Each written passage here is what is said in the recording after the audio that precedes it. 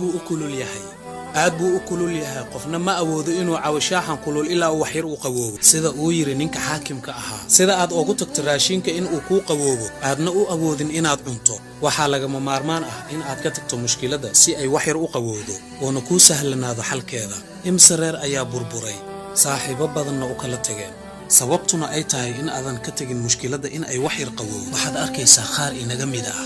waxa suuragal ah hadii aad ka tagto xilliga mushkilada si isku dajiyo wuxuu isku dayaa inuu wax hagaajiyo qaarna way madax adag yihiin wuxuu ku dhagnaanayaa ra'yigiisa xitaa hadduu qaldan yahay in aad la sii doodo ayaa mushkilad kala ah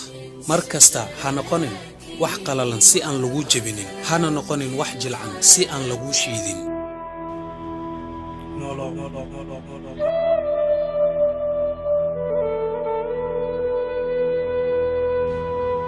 weligaa waxaa ogaataa inaad dhimi doonto ogaaw taas u jiifo eena ku soo kaco